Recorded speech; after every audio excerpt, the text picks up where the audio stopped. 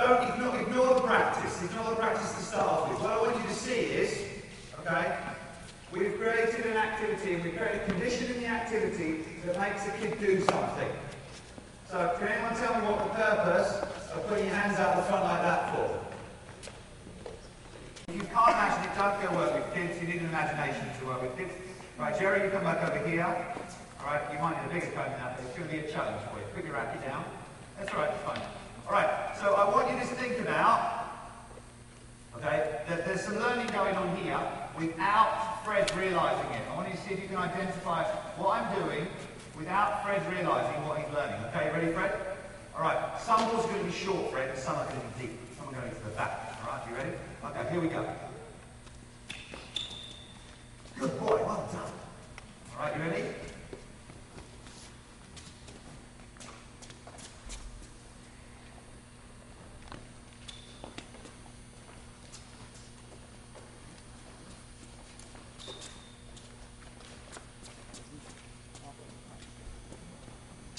Alright, so what was I doing to make Fred learn about which balls are going to go short and which balls are going to go deep? And we've got Jerry and Carol just basically working on, they're just doing little contact points. There's no backswing, there's no follow through, there's no rotation, because it's not needed. Yeah? Over here, if we come on, guys. Over here, what you should see is that kind of thing, alright? You're going to see a lot of angles, you're going to see a lot of changement of the racket face, because that's the only way to win. Forward. Alright? So look, what I mean by the core inventing technique. Right, now let's take this the other way. Let's go back to what I was talking about before. If I want them to work on a particular part of their stroke, or I want to work on a particular technique, why don't I change the core to make that happen? Yeah? Why don't I give them the opportunity to change the core? Because actually, human beings are amazingly adaptive things. The problem that we have with this core, the big core, the adult-sized core, and I like to use this because I'm a big quick start component, as you know. The problem with the big core, I use age and size appropriate chords rather than big core, little core, red core, green core, right? So that's what they are, age and size appropriate. There's too many spaces. So technically, you can do anything you like. Like this is tough. It makes the strings go easy. Right, ready? Here we go. Okay. So this is like our first little level of this activity. Oh, right down. This is the way it works. I get that. It's mine. Okay. No, not the ball. I'm winning.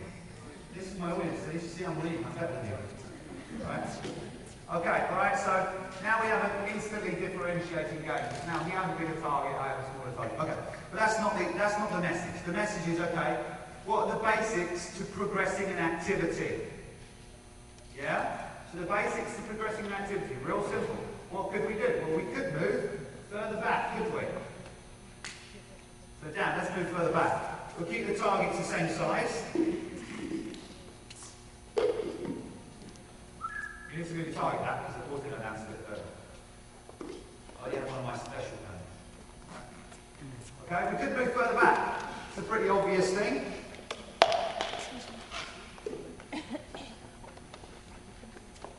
I was winning, wasn't I? I'm giving you the advantage now. Oh, come on.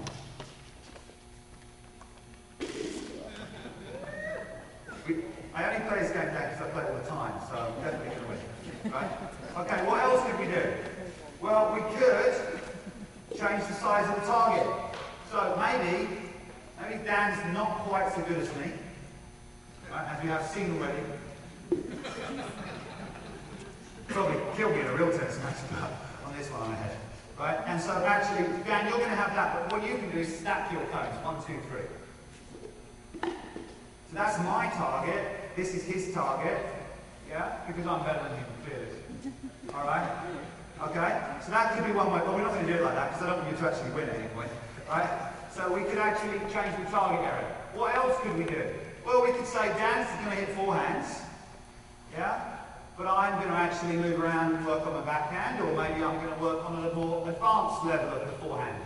Yeah, maybe the coach says to me, okay, Mike, you've got to hit it with spin, or you've got to do something else, or you've got to actually reset to a ready position each time before you come around and do that. So the basics of progression are really simple.